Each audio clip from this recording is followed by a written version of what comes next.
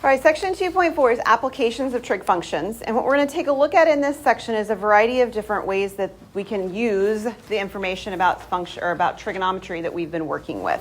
Some of them we've seen before, some of them we haven't. The first one that we're going to take a look at is what's called solving a triangle. So when you are trying to solve a triangle, all it means is finding all the sides and all the angles. And the reality is they have to give you some of them to start with, okay? So they're going to give you at least 3 of them to begin with. 3 is typical. And you're finding the other 3. There's 3 sides, 3 angles. They give you half. You find the other half. Typically speaking, one of the 3 is really easy to find. And the other ones are a little bit more work.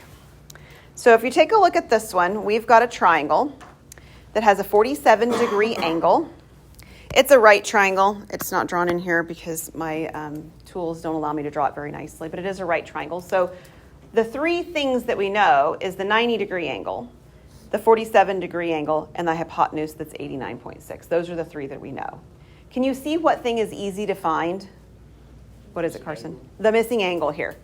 It's always an angle that's easy to find. So on this one, this angle is easy to find. I'm going to call these sides A, B, and C. And so that we can actually say that this angle A then is going to be what? How can I find angle A? Add 90 and 47 and subtract from 180. Yep, you can also just take 90 minus 47.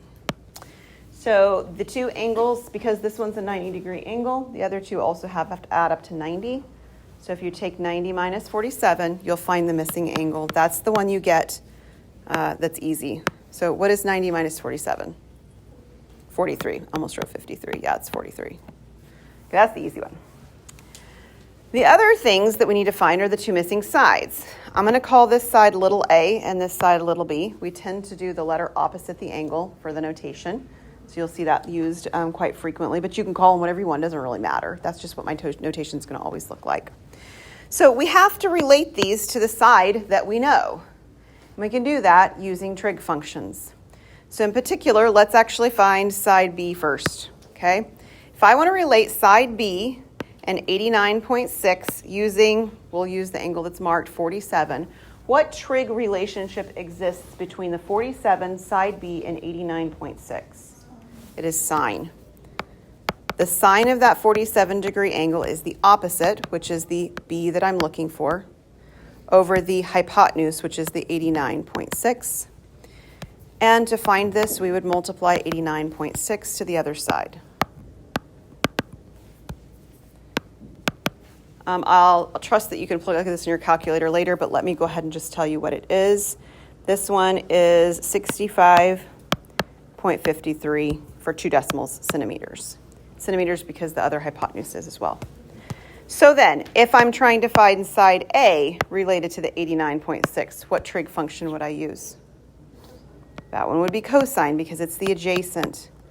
So cosine of 47 degrees is side A over the 89.6. Again, I'd multiply by the 89.6. And I would find that my side A then is 61.11 centimeters. So solving a triangle comes directly from one piece being a subtraction of an angle and the other 2 pieces using trig functions. And we'll stop there for today.